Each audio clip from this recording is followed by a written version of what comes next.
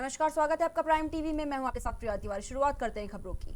एकमात्र Covid centre राज्य के श्री देव सुमन संयुक्त चिकित्सालय नरेंद्र नगर इन दिनों जहां एक और डॉक्टरों के अभाव में लाचार स्वास्थ्य सेवाओं से जूझ रहा है, तो वहीं पिछले दिनों नवनिर्मित ऑक्सीजन प्लांट में इलेक्ट्रॉनिक पैनल स्थापित न किए जाने की दशा में मात्र शोपीस बनकर रह गया, जिसका जिलाधिकारी ने संज्ञान लिया है और ऑक्सीजन प्लांट चालू करने के निर्देश दिए हैं। आपको बता दें कि राजश्री देव सुमन संयुक्त चिकित्सालय नरेंद्र नगर टिहरी जिले का एकमात्र कोविड सेंटर है। अस्पताल में कोरोना मरीजों के लिए 200 आइसोलेशन बेड निर्मित किए गए हैं। डॉक्टरों के अभाव में अस्पताल की स्वास्थ्य सेवाएं बदहाल हैं, जिस पर अस्पताल के सीएमएस डॉक्टर अनिल कुमार नेगी का कहना है कि 2-3 दिन के भीतर यहां ऑक्सीजन प्लांट शुरू कर दिया जाएगा, जिससे 24 घंटे में 80 बेड को ऑक्सीजन सप्लाई हो सकेगी। वहीं अब देखना यह होगा कि वैश्विक महामारी कोरोना मरीजों के लिए संजीवनी का काम करने वाला यह प्लांट कब कार्य करना प्रारंभ करता है। नगर का अस्पताल बन के कम से कम 16-17 करोड़ से तैयार हो चुका है और इसमें एक ऑक्सीजन प्लांट बना है जिसमें 75 लाख रुपए अभी तक लागत हो चुकी है, जिसमें अभी तक इलेक्ट्रिक पैनल नहीं लगा है, जिस इलेक्ट्रिक पैनल की वजह से ये अभी तक चालू नहीं हुआ है और कोरोना के मरीज ऑक्सीजन के कारण दम तोड़ रहे हैं। जिले का ये नरेंद्र नगर में लेवल 2 का हॉस्पिटल है। इसके अलावा ऋषिलोक में कोविड केयर सेंटर है जहाँ पे भी मरीजों का उपचार किया जा रहा है। इस समय हमारे पास 136 कोविड पॉजिटिव पेशेंट एडमिट हैं। ऑक्सीजन सप्लाई के लिए हमारे पास अभी हम सिलेंडर और ऑक्सीजन कंसंट्रेटर्स के थ्रू मरीजों को ऑक्सीजन सप्लाई कर रहे हैं और इसमें स्थापित ऑक्सीजन जनरेशन प्लांट जल्दी ही कोविड-19 के दौरान यदि किसी की मृत्यु हो जाती है तो उसके अंतिम संस्कार के लिए भी शमशान घाट पर एक दिन से भी अधिक इंतजार करना पड़ रहा है। लेकिन अब महानगरों की तरह अब तीर्थ नगरी ऋषिकेश में भी अब ये मंजर देखा जा रहा है। शहर में चंद्रेश्वर नगर स्थित शमशान घाट पर प्रतिदिन 10 शवों को जलाने की व्यवस्था की गई, लेकिन वर्तमान समय की चुनौतियों को देखते हुए यहाँ के शमशान घाटों में शवों के दाह संस्कार के लिए अतिरिक्त व्यवस्था की गई है, जिसके चलते कोरोना संक्रमित और सामान्य मृत्यु के 20 शवों का प्रतिदिन शमशान घाट पर दाह संस्कार चल रहा है। ऐसी स्थिति में शवों की संख्या अधिक होने पर दाह संस्कार के लिए परिजनों को अगले दिन का इंतजार करना पड़ रहा है। वहीं शमशान घाट की ऐसी स्थिति का एक और जहां लोगों के भीतर भय का माहौल बना रहा है, तो वहीं ये गंभीर समस्या होने पर शहर वासियों के लिए चिंता का विषय भी बन गया है। तो खबर ऋषिकेश से हम आपको बता रहे, जहां पर कोरोना से एक तरफ मौतों का सिलसिला नहीं थम रहा है, तो दूसरे तरफ शमशान घाटों से ऐसी तस्वीरें सामने आ रही हैं। आपको बता दें कि शमशान घाटों में शवों के दाह संस्कार के लिए अतिरिक्त व्यवस्था की गई है, जिसके चलते कोरोना संक्रमित और सामान्य मृत्यु के 20 शवों का प्रतिदिन शमशान घाट पर दाह संस्कार चल रहा है। ऐसी स्थिति में शवों की संख्या अधिक होने पर दाह संस्कार के लिए परिजनों को अगले दिन तक का इंतजार करना पड़ रहा है। शमशान घाट की ऐसी स्थिति एक और जहां लोगों के अंदर भय का माहौल बना रही है, तो वहीं ये गंभीर समस्या होने पर शहरवासियों के लिए चिंता का विषय भी बनी हुई है। देखिए, टोटल सामान्य हो चाहे कोविड, हमारे पास लगभग 7 से 10 डेड बॉडी का अंतिम संस्कार करने का स्थान है, लेकिन इस समय बड़ी विकराल परिस्थिति है। समाज को प्रत्येक संस्था की भी आवश्यकता है और संस्थाओं को सेवा करने की आवश्यकता। तो हम उसी शमशान घाट में उसी कैपेसिटी में ज़मीन तक पे शवों की चिताएं लगाकर लगभग ऑन एन एवरेज 20 चिताएं डेली लग रही हैं, जिसमें 7 से 8 कोविड पॉजिटिव की डेड बॉडी होती हैं। सबसे बड़ी समस्या यहाँ पर ऋषिकेश शमशान घाट पे ये आ रही है कि जो हमारे पास में ही जो दूसरा शमशान घाट है, क्या नाम है, पूर्णानंद घाट, तो वहाँ पर जो घाट संचालक हैं या प्रशासन है वहाँ पे नहीं करने दे रहा है। उसका कोरोना के इस बढ़ती लहर ने सबसे ज्यादा नुकसान मजदूरों को पहुंचाया है। आपको बता दें कि हमारे 1 मई को विश्व मजदूर दिवस मनाया जाता है। यूपी, बिहार जैसे कई अन्य राज्यों में ये मजदूर दिवस हल्द्वानी काम करने के लिए मनाया जाता है। आपको बता दें कि इसी के साथ अब्दुल्ला बिल्डिंग के पास हर रोज मजदूरों की मंडी लगती है, जहां से ठेकेदार अपनी आवश्यकताओं के हिसाब से मजदूरों को लेकर आते हैं। लेकिन इन दिनों सारे मजदूर बेरोजगार हैं। वही मजदूरों का ये कहना है कि उन्हें पता ही नहीं कि कल विश्व मजदूर दिवस मनाया गया था। इसके साथ ही मजदूरों का ये भी कहना है कि वो कोरोना से मरे ना मरे, लेकिन हालात ऐसे ही रहे तो भूख से जरूर मर जाएंगे। तो खबर हल्द्वानी से बता रहे हैं हम आपको, जहां पर आपको बता दें कि 1 मई को विश्व मजदूर दिवस मनाया गया। वहीं यूपी, बिहार जैसे कई अन्य राज्यों में ये मजदूर दिवस हल्द्वानी काम करने लिए आते हैं। साथ ही इसी के साथ अब्दुल्ला बिल्डिंग के पास हर रोज मजदूरों की मंडी लगती है, जहां से ठेकेदार अपनी आवश्यकताओं के हिसाब से मजदूरों को लेकर जाते हैं। लेकिन इन दिनों सारे मजदूर बेरोजगार हैं। वहीं इस समय मजदूरों का ये कहना है कि उन्हें पता नहीं चला कि कल मजदूर दिवस मनाया गया था, और इसी के साथ ही मजदूरों का ये भी कहना है कि वो कोरोना से मरे न मरे, लेकिन हालात ऐसे ही रहे तो भूख से जरूर मर जाएंगे।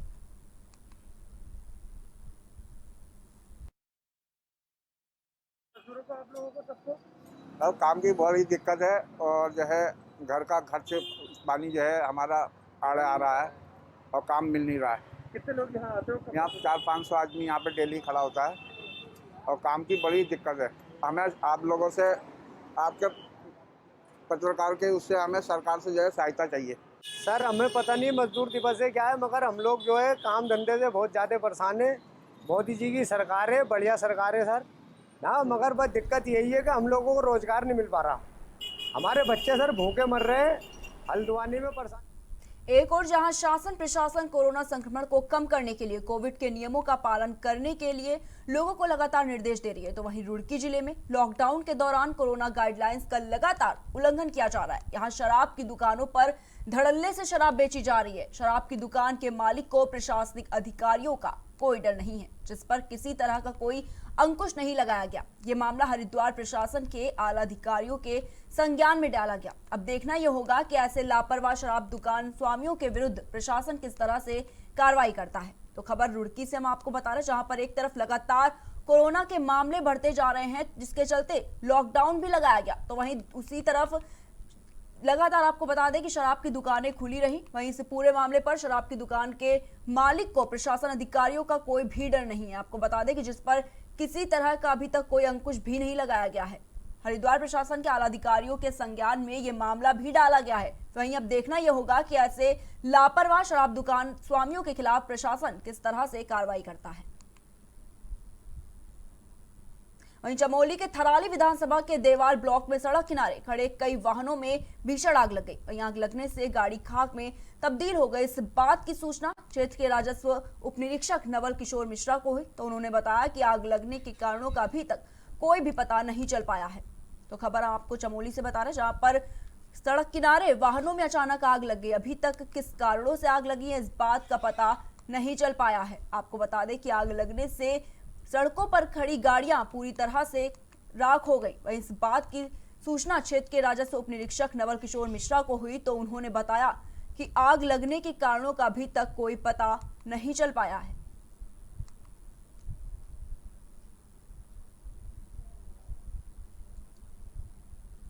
रुक करते हैं मध्य प्रदेश की खास खबरों की तरफ। गुना के पुलिस अधीक्षक राजीव कुमार मिश्रा के नेतृत्व में शहर के मुख्य रास्तों पर मोटरसाइकिल मार्च निकाला गया, जिसका उद्देश्य कोरोना कर्फ्यू का पालन कराना है, क्योंकि कोरोना संक्रमण की चैन लगातार फैलती जा रही है। इस दौरान पुलिस अधीक्षक ने बताया कि कोरोना संक्रमण के चलते प्रशासन के नियमानुसार पुलिस ने मोटरसाइकिल मार्च निकाला है, जिससे शहरवासी जागरूक होंगे और लॉकडाउन का पालन करेंगे और कोरोना जैसी घातक बीमारी को नियंत्रित करने का प्रयास भी इसी से किया जाएगा। तो गुना से हम आपको खबर बता रहे, जहां एक तरफ लगातार कोविड के मामले बढ़ते जा रहे हैं, तो वहीं दूसरी तरफ पुलिस प्रशासन भी इस पूरे मामले पर सख्त दिखाई दे रहा है। आपको बता दें कि पुलिस ने मोटरसाइकिल मार्च निकाला, जिसका उद्देश्य ये था कि लोग पूरी तरह से जागरूक हो सके।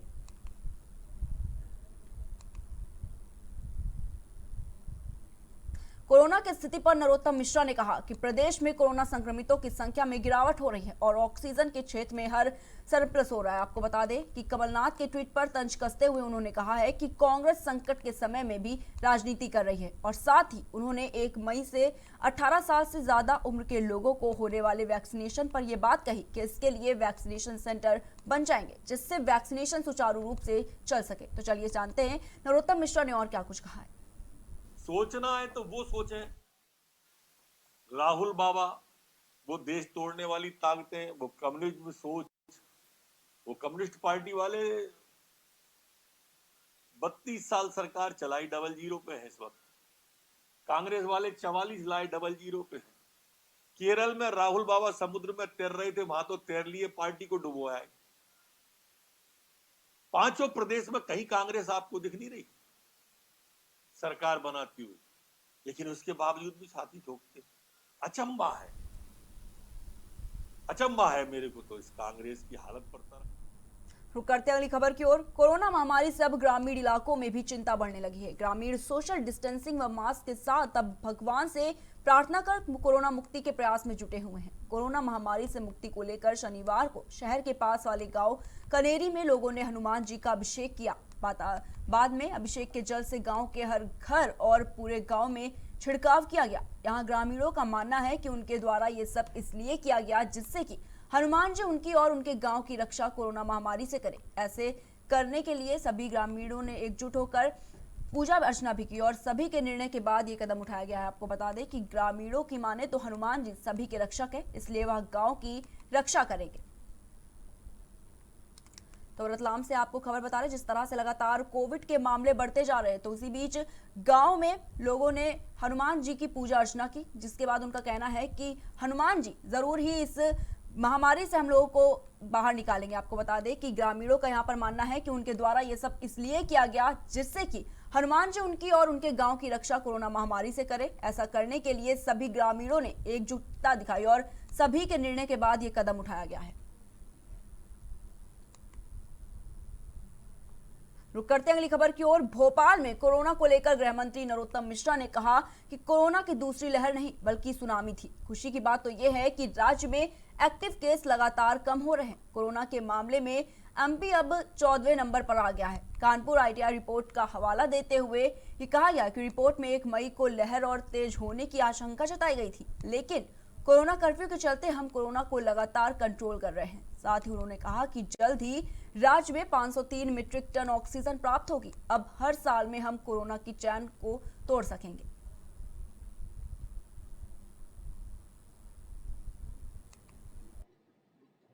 कोरोना को लेकर लगातार जिस तरह से वो जद्दोजहद कर रहे हैं और सफलता की ओर हम बढ़ रहे हैं। प्रदेश में सारे लोग जिसे लहर कह रहे थे वो सुनामी थी,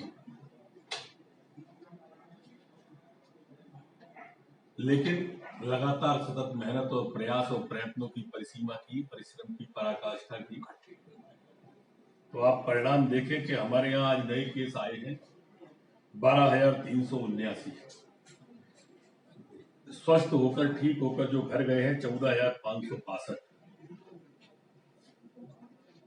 मतलब अब एक्टिव केसों में 2,285 की कमी आई है। जो हम बढ़ते 95, 96, 97, 98 और लोग कयास लगा रहे थे कभी 1 लाख को हम पार कर जाएंगे, अब घट के 88,000 रह गए हमारे पास।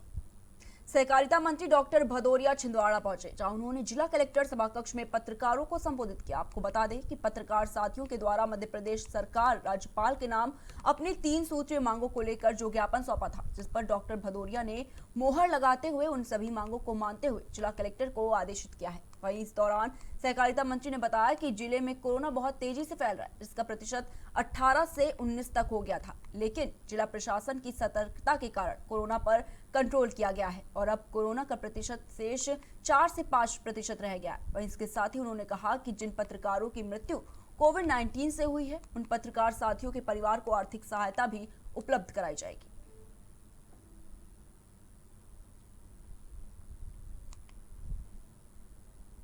वहीं भोपाल में चिकित्सा मंत्री विश्वास सारंग ने वैक्सीनेशन के तीसरे चरण पर एक बयान दिया है, जिसमें उन्होंने कहा है कि हमारे मैन पावर रिसोर्स तैयार है, जैसे ही हमें वैक्सीन के डोज मिलेंगे हम वैक्सीनेशन शुरू कर देंगे। इसके साथ ही उन्होंने रेमडेसिविर इंजेक्शन को लेकर कहा कि सुनिश्चित कर रहे हैं कि एम्स और IMCR की गाइडलाइन के मुताबिक जिस भी मरीज को रेमडेसिविर की जरूरत है उसे उपलब्ध हो। और भी रेमडेसिविर इंजेक्शन सीधे अस्पताल को दिए जा रहे हैं। कुछ अस्पताल इंजेक्शन को लेकर भ्रम पैदा कर रहे हैं, जिनके खिलाफ सख्त से सख्त कार्रवाई भी की जाएगी। आइए देखते हैं चिकित्सा मंत्री विश्वास सारंग ने और क्या कुछ कहा है।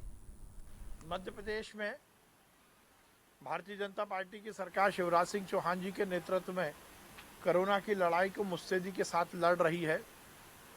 हमारे किसी भी कार्यकर्ता का मंतव्य किसी के खिलाफ बोलना नहीं है, बल्कि व्यवस्थाओं को सुधारने का है और हम लगातार व्यवस्थाओं को सुधार रहे हैं और भी कोई कमी होगी तो सुधारा जाए। ये वैक्सीन दुनिया की जान बचाने का एक बड़ा हथियार है। आज से भोपाल में ड्राइव इन, हमारा लेक व्यू पर जो हमारा ओपन एयर थिएटर है, वहाँ पर ड्राइव इन हम वैक्सीनेशन प्रोग्राम की शुरुआत कर रहे हैं।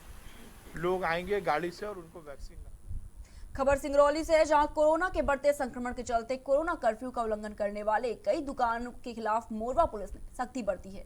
टीआई मनीष त्रिपाठी के नेतृत्व में पुलिस टीम ने बिजुल नदी खिरवा चौराहा और छतरी चौराहे में नाकेबंदी की, जहां पर बिना किसी काम के घूम रहे लोगों पर पुलिस ने सख्ती दिखाई है। इसके अलावा जो किराना स्टोर खुले पाए गए उनको सील कर दिया गया। साथ ही सब्जी के मंडी के 2 विक्रेताओं पर भी मामला दर्ज किया गया है। तो खबर सिंगरौली से बता रहे हैं, जहां पर पुलिस प्रशासन पूरी तरह से सख्त नजर आया। आपको बता दें कि जो लोग बिना वजह बाहर घूमते आए, पुलिस ने उनके खिलाफ कार्रवाई भी की है। वहीं इस पूरे मामले पर टीआई मनीष त्रिपाठी के नेतृत्व में पुलिस टीम ने बिजुल नदी खिरवा चौराहा और छतरी चौराहे में नाकेबंदी की, जहां पर बिना किसी काम के घूम रहे लोगों पर पुलिस ने सख्ती दिखाई। आपको बता दें कि इसके अलावा जो किराना स्टोर खुले पाए गए उनको सील कर दिया गया और साथ ही सब्जी मंडी के 2 विक्रेताओं पर भी मामला दर्ज किया गया है।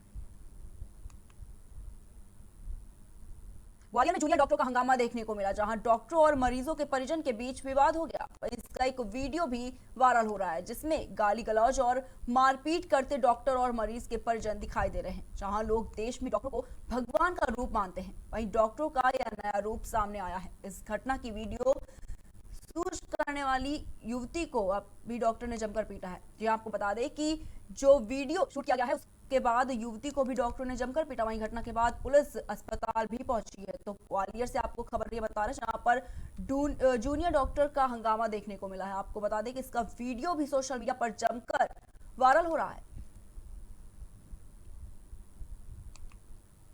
आपको बता कि इस वीडियो में गाली गलौज और मारपीट करते डॉक्टर और मरीज के परिजन दिखाई दे रहे हैं। जहां लोग देश में डॉक्टरों को भगवान का रूप मानते हैं, तो वहीं डॉक्टरों का यह नया रूप सामने आया है। इस घटना की वीडियो शूट करने वाली युवती को भी डॉक्टरों ने जमकर पीटा और घटना के बाद पुलिस अस्पताल पहुंची है।